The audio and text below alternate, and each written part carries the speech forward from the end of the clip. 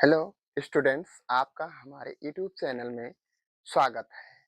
अब हम आपको प्रश्नावली 13.1 का दूसरा सवाल करवाएंगे। दूसरा सवाल हम एक बार पढ़ देते हैं, आप लोग सुन लीजिए।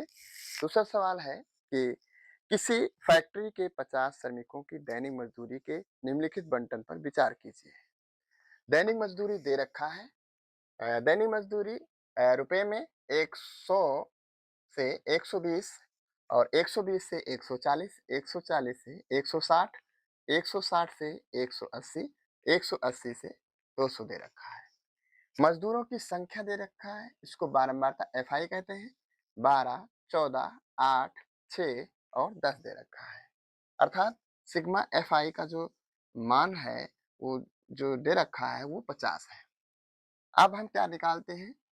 इसके बाद में ये इसके जो मान दिए गए हैं, दैनिक मजदूरी जो दिए गए हैं, उनकी जो संख्या है वो व्यापक है, बड़ा है, इसलिए इसमें हम पद विचलन विधि का उपयोग करके, इसको हम कहते हैं पग विचलन विधि, उसका उपयोग करके हम सवाल को हल करेंगे। तो पहले हम क्या करते हैं? मध्यमान निकालते हैं।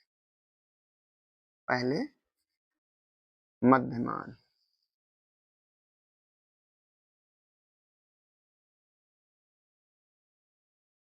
मध्यमान तो बोलते हैं एक्स आई। मध्यमान कैसे निकालते हैं? तो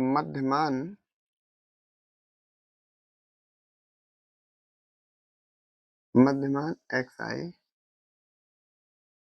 बराबर होता है निम्न सीमा, निम्न सीमा धन उच्च सीमा बटे में 2। तो उच्च सीमा निम्न सीमा जो होती है, जो बाएं हाथ पे होती है उसको निम्न सीमा कहते हैं, जो दाएं हाथ पे होती है उसको उच्च सीमा कहते हैं। तो निम्न सीमा यहाँ पर दे रखा है 100 और उच्च सीमा कितना दे रखा है? 120 बटे में 2।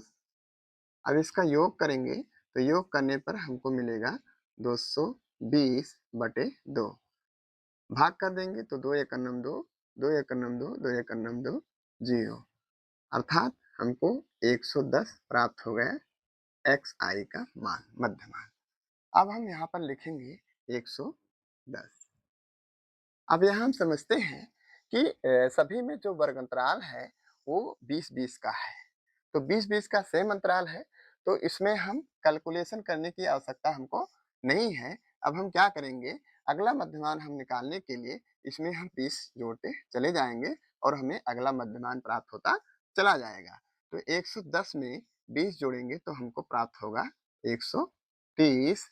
130 में 20 जोड़ेंगे तो 150। 150 में 30 जोड़ेंगे तो 150 में 20 जोड़ेंगे तो 170 प्राप्त होगा और 170 में 20 जोड़ेंगे तो हमको मिलेगा 190।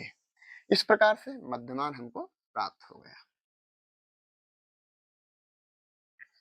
अब दूसरा जो हमको प्राप्त करना है, वो दूसरा जो है, अब हमको वर्ग माप पता करना है कि वर्ग माप क्या होता है, जिसको वर्ग अंतराल कहते हैं। वर्ग माप, वर्ग माप कैसे ज्ञात करते हैं?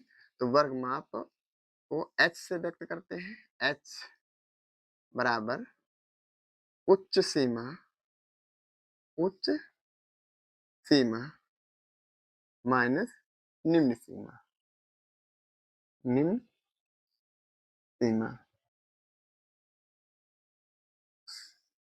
तो उच्च सीमा कितना दे रखा है? 120 और निम्न सीमा आपका है 100। तो अब इसको कम करेंगे तो हमको प्राप्त होगा 20।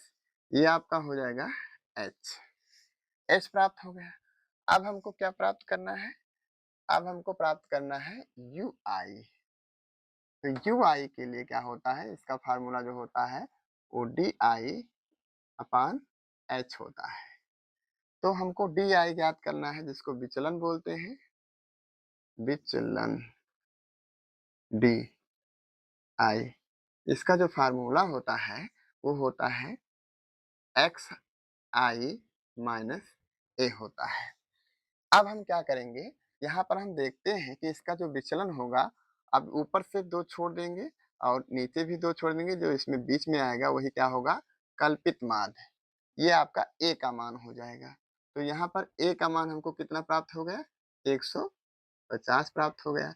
अब यहाँ पर क्या करेंगे, एक्स का मान हमारा जो है वो है कितना, 110 है, 110, और इसमें क्या करेंगे, 150 को कम कर देंगे तो हमको माइनस के कितने मिल जाएंगे, 40 मिल जाएंगे।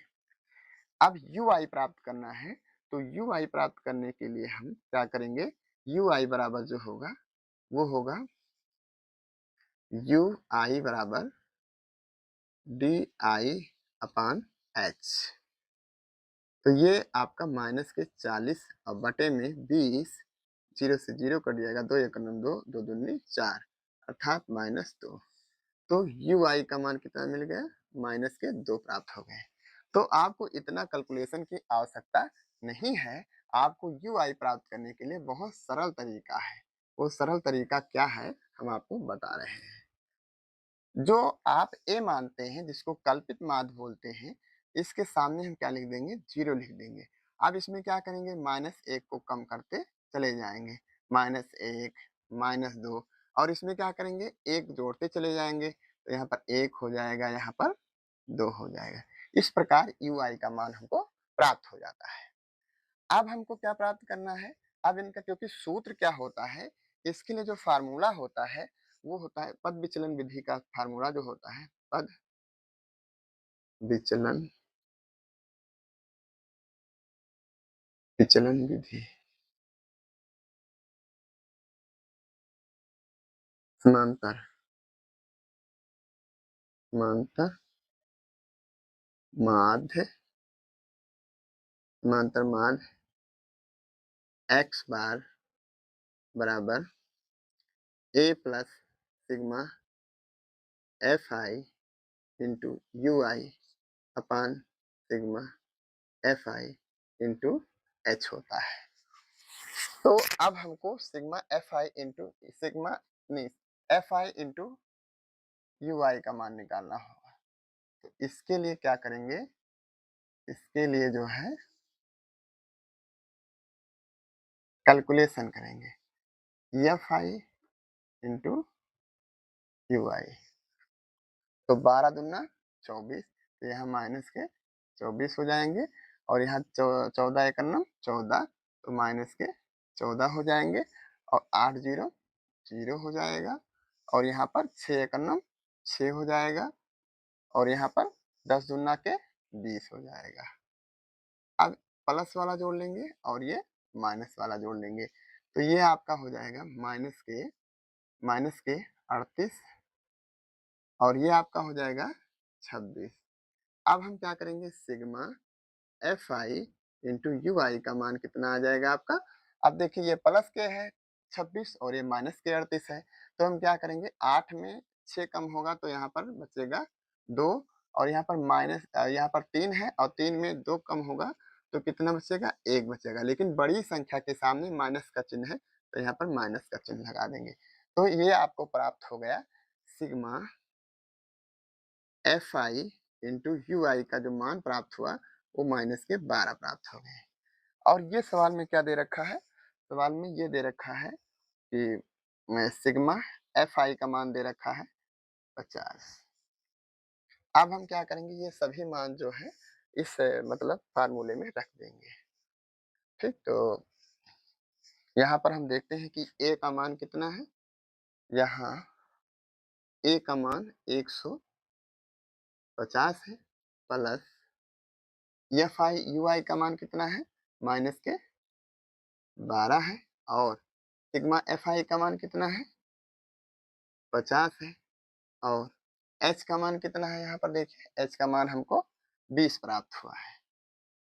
अब हम इसको सरली जो है इजीली जो है सॉल्व कर लेते हैं, कैलकुलेट कर लेते हैं, तो ये 0 से ये 0 कट जाएगा, और ये आपका हो जाएगा, जब इसको हल करेंगे तो हल करने पर हमको प्राप्त हो जाएगा 150 धन माइनस प्लस माइनस हो जाएगा और 12 दूना 24 और बटे में कितना हो जाएगा 5 हो जाएगा।